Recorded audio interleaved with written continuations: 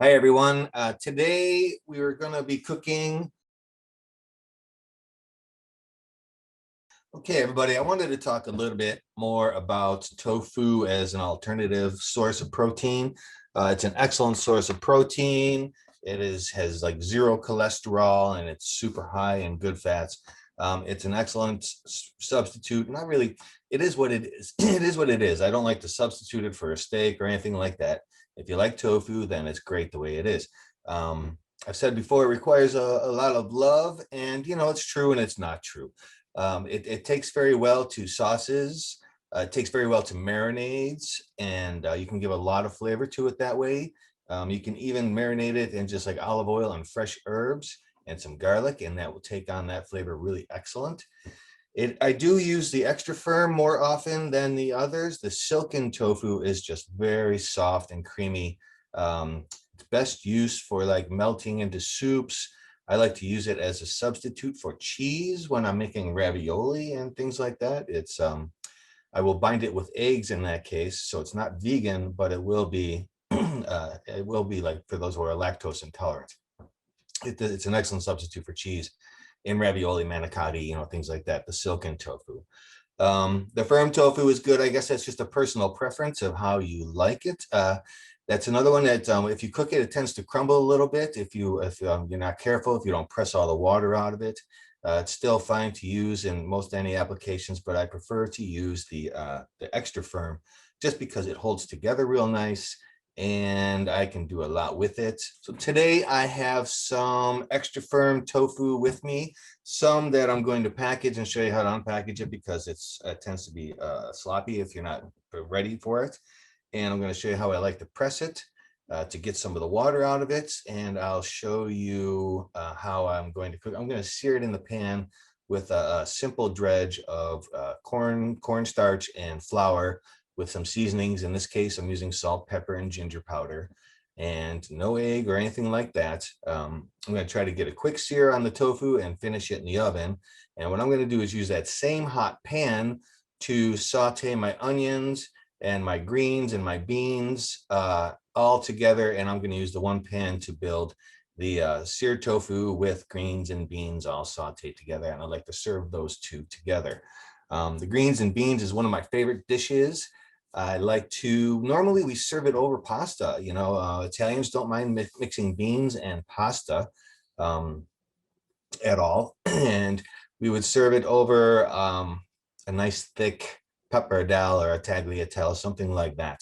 Of course, you could serve it over penne or ziti, anything that you like. It's your preference if you wanted to. You can also serve the greens and beans with steak or roasted chicken. It's very versatile. You can have it on its own, and it's great. A couple other ways to cook tofu. One way that I like to do it is, and it works really well, is the flour, the flour, egg, breadcrumb mixture, and then just sort of pan fry it on both sides. Excellent. It gets nice and crispy and crunchy. You can finish that in the oven if you want, but it's not necessary. Just a simple pan fry with a little bit of salt is great with some breadcrumbs.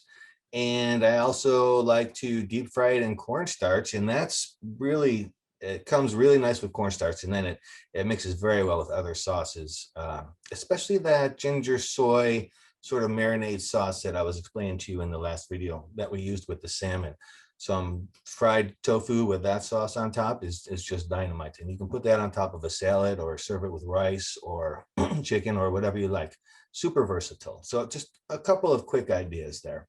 Today we are going to sear it in the pan. Searing technique, I do want to finish it in the oven. So I'm going to take it out of the saute pan and put it into, I have a cookie sheet. So I'll be putting that onto a cookie sheet, finishing the tofu in the oven at the same time.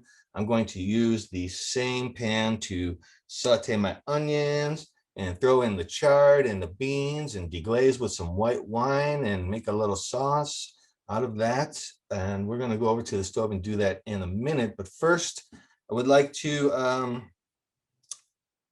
just reiterate how I go through knife skills with an onion, just in case anybody wanted to see. I did want to julienne an onion. I am going to unpackage the tofu. And I'm going to cut the tofu because I have one that I'm just opening now and one that I drained yesterday. So I have two to compare. The one that has already been drained is the one I'm going to use tonight.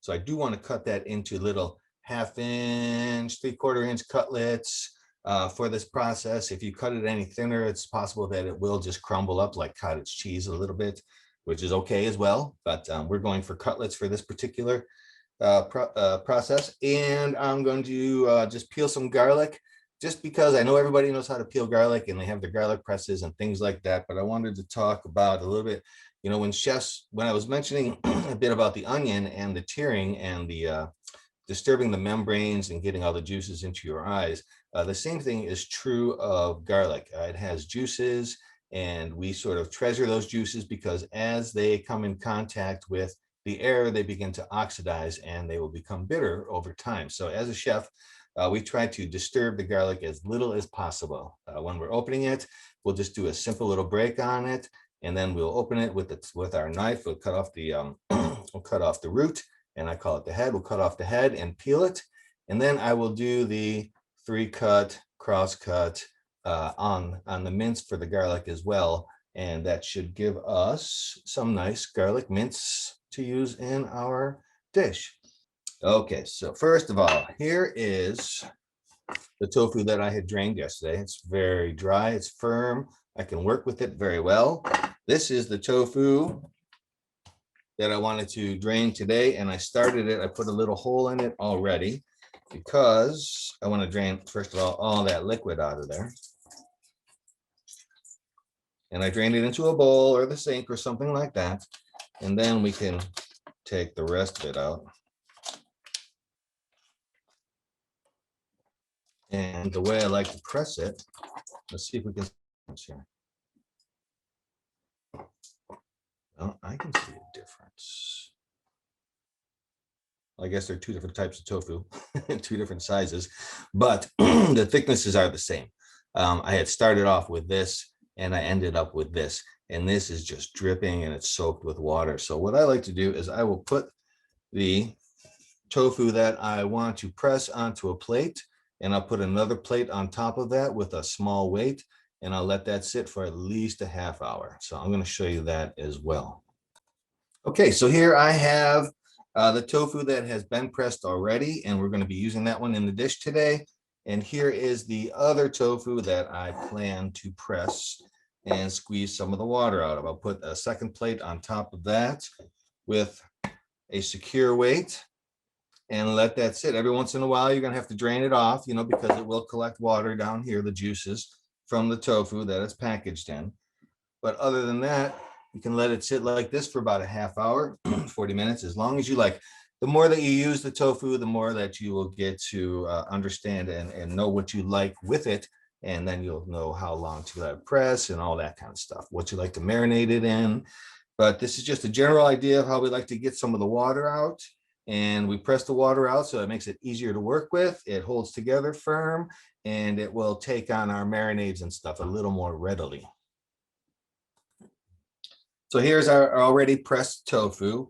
And like I said, I wanted to try to cut this into 1/2-inch cutlets, about like that. And then we can dredge them and put them onto here, and then we'll get them ready for frying. Okay, so I'm gonna go ahead and cut those real quick. And sometimes you can get 1, 2, 3, 4, 5, 6, 7, 8, 9. That's pretty good. Usually I get about 8 cutlets out of each one. This is our mixture of cornstarch and ginger and flour, and I put a little bit of salt and pepper just for me because I like it. And we'll mix that up pretty well, and we'll get this all ready to put into the pan. Okay, well, that smells real nice. That's what I do is I just do it like this, nice and light, and shake off any extra. And that's it. That should be plenty. And it's best to sort of put it directly into the frying pan, but I'm going to set them all up here like this and see how we can do. Nice and quick. So I'm going to get all these ready. I'll put them in the pan, and then I'll come back to you. The recipe calls for 3 cloves of garlic. So what I like to do is just give them a little pinch to loosen them up. If the garlic is really fresh, you know, it's a little bit harder to do, but oops, if you can do it like that. I try not to disturb it as much as possible. This one I broke pretty good, but we'll see.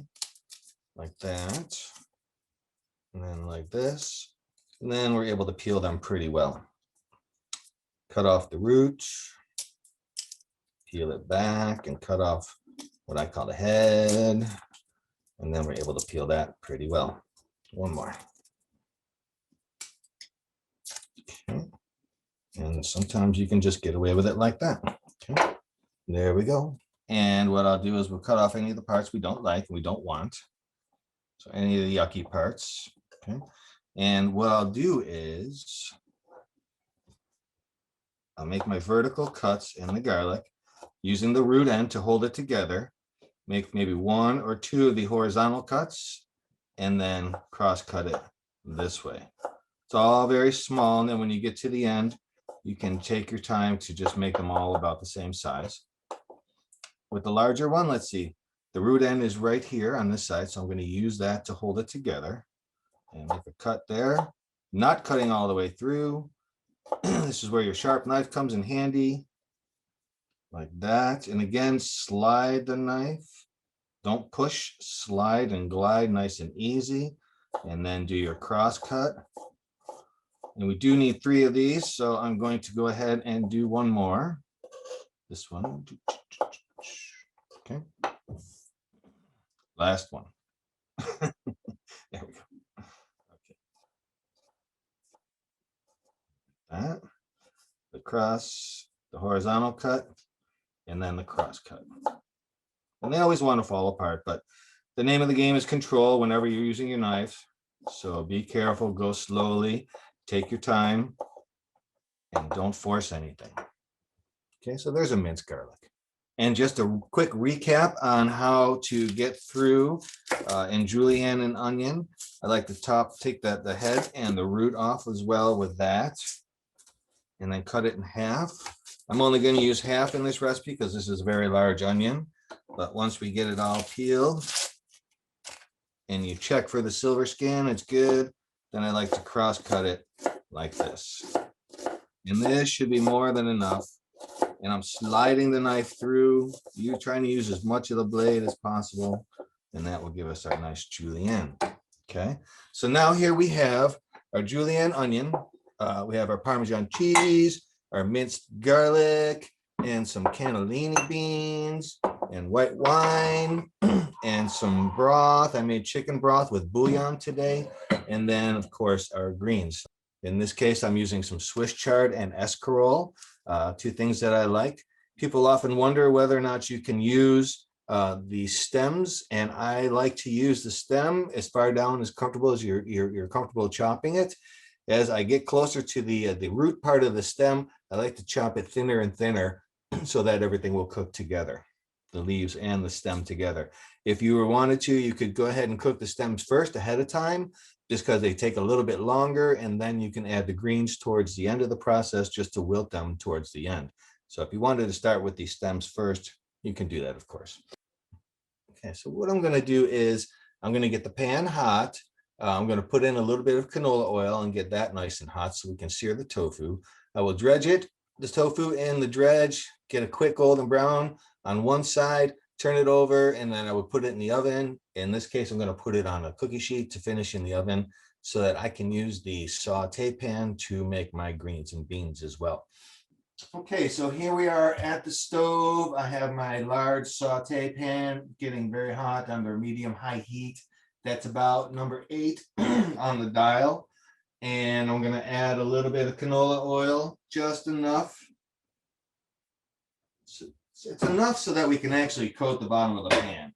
So that is a pretty good amount, maybe 2, maybe 3 tablespoons. I'm going to let that get hot. And in the meantime, take our tofu and lay it in.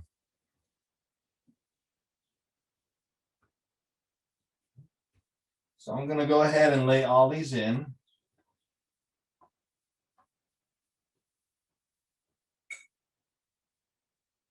Try to shake off some of the excess.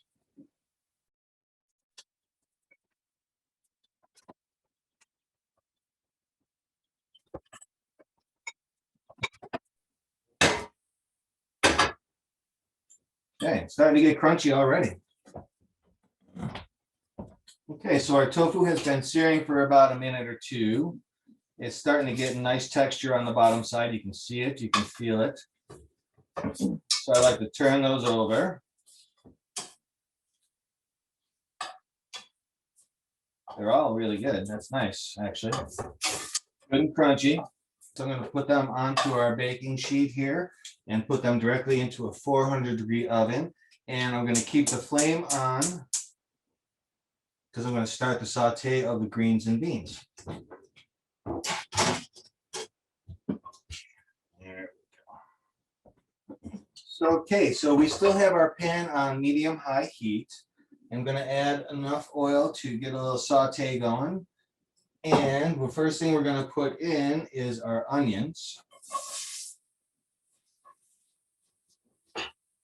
We're going to let these saute for just a couple moments until they start to cook.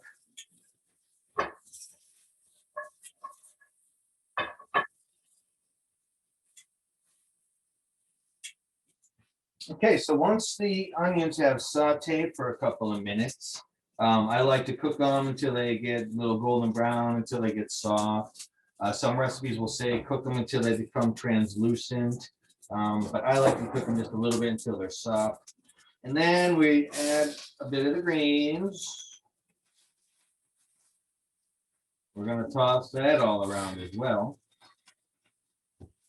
Okay, so we sauteed the onions till they were nice and soft, and then I threw in some of the greens and toss those around. I like to season them at this point with a little salt and pepper. So once around with some salt, once around with some pepper. At this point, let them just cook a little bit. They're starting to wilt a little bit, which is what we want.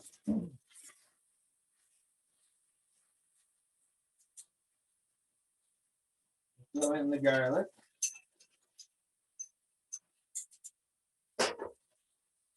And the beans. Gonna let this saute for a couple of minutes, and then we'll come back and deglaze it with our white wine. Let that reduce just a little bit, and then we will add our chicken broth, which is what I have here, and we'll start to create a sauce right there in the pan. So let's let this saute for a minute or two. Okay, so that is literally just about a minute. I'm gonna add the white wine. You can hear it. It's doing its thing and it's releasing all the good stuff from the bottom of the pan. It's going to mix in real well. We want that to just cook in a little bit. Try to cook out some of the alcohol. Give that just a minute. Very good. There we are. Smells great. Smells like white wine. I'm going to like to taste it at this point.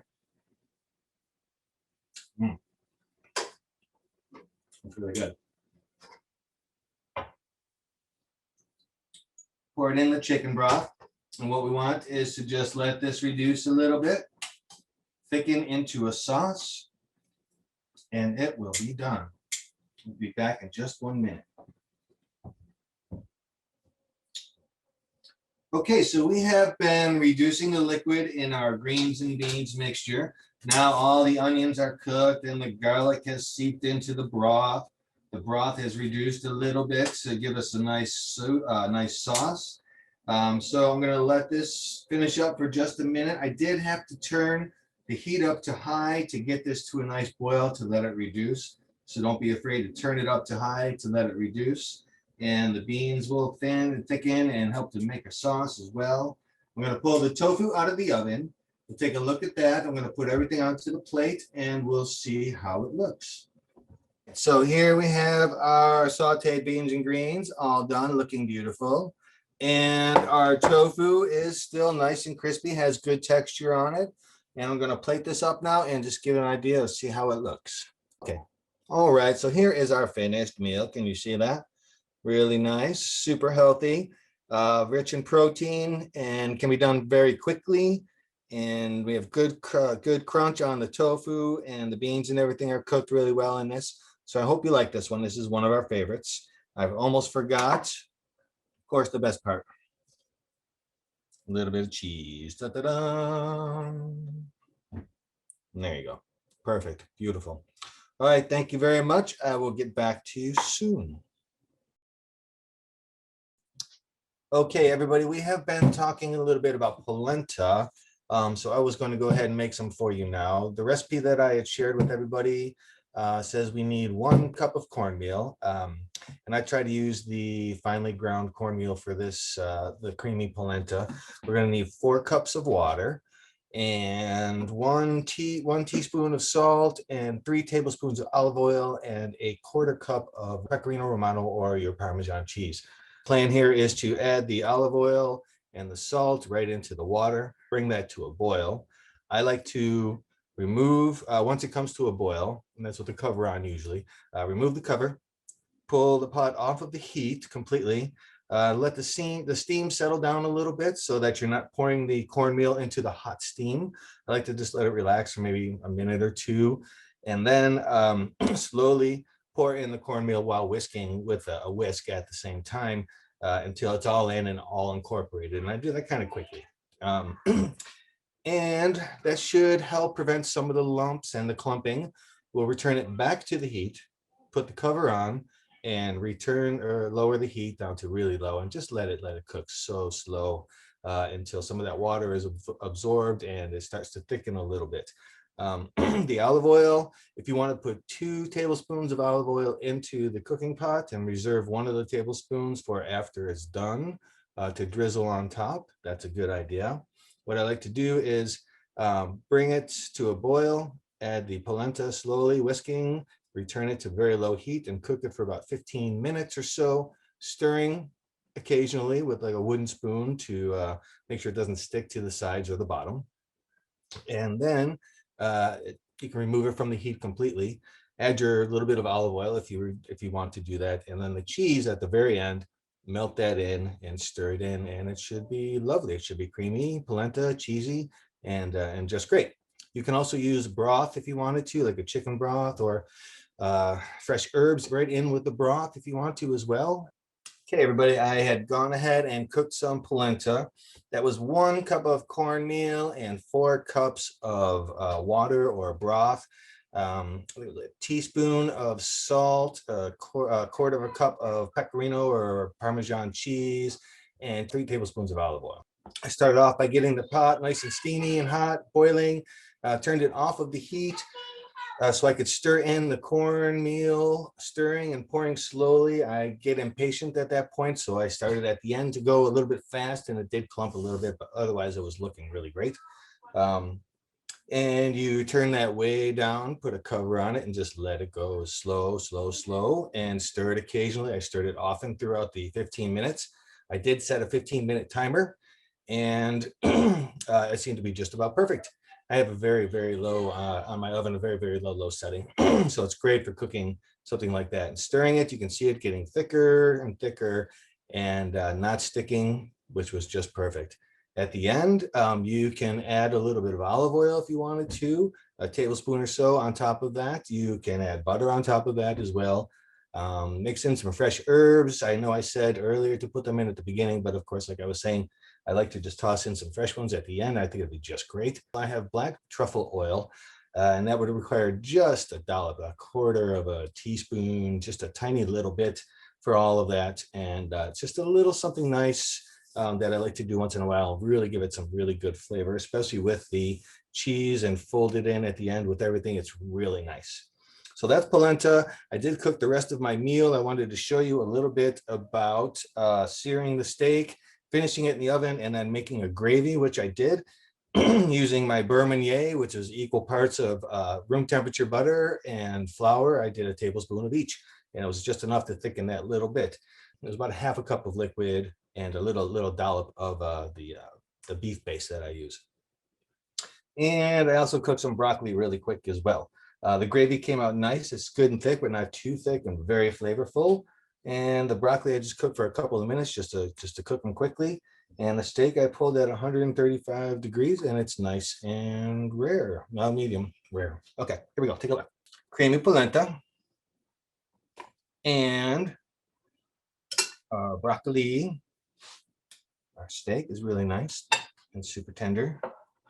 And we made some nice gravy as well.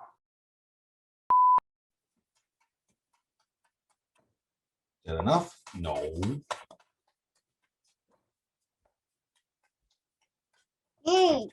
Yeah. Put in your chives too. No. Yeah. The cheese. Just the cheese. What should we do with these beautiful chives? I think that's enough cheese. Thank you. Yeah.